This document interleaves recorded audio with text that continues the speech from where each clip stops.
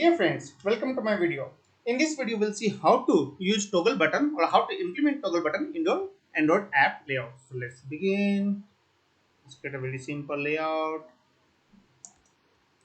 Toggle button in Android app.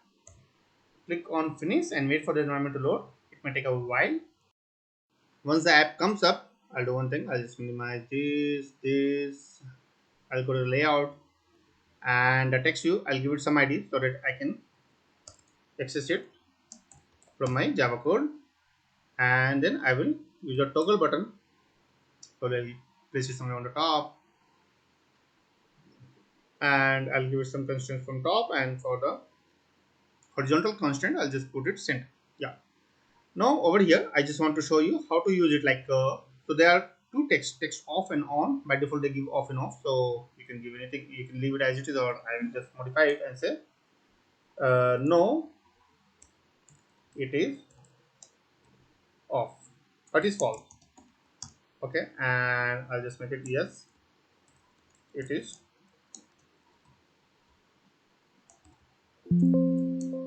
yes, it is true. I know it's giving warning so that I should create a resource, but I just want to keep it simple.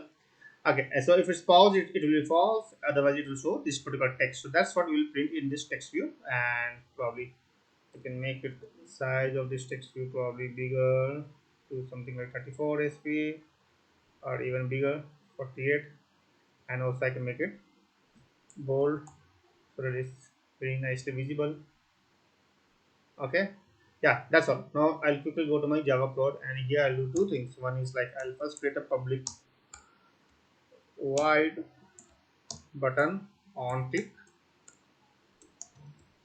So whenever that button is clicked, I hope this particular method is called, and also I'll create a class variable called for text view, private text view, because this will use to print our text of the toggle button. So that's how we will understand whether toggle button is clicked or not, or on and off state. So text view equals to find view by id r.id.text view. Perfect. Now I'll quickly go back to my layout once again, and in this button I'll scroll down, and somewhere over here on click attribute should be there. I'm not getting it, sorry for that. Okay, I'll just search better on click. Yeah, here it is. I just associated with the method just now we defined. Now the code becomes very simple, and what I'll do is, if I'll just check. Oh, I have to do one more thing. Wait a minute, I just missed out. I will have to take the toggle button also as a local variable over here. So for that I'll define another class variable called toggle button, toggle button, toggle button. And if I come to the onCreate method, toggle button, find view by id r.id.ToggleButton, and here I'll just fetch the text from the toggle button. If this equals, probably I can just control C.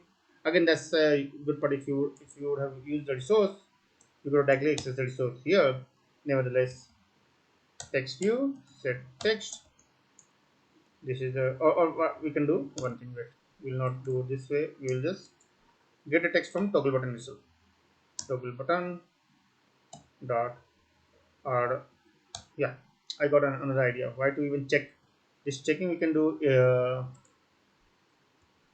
if we have some conditions to check. We'll just print it, press based on toggle button click or not.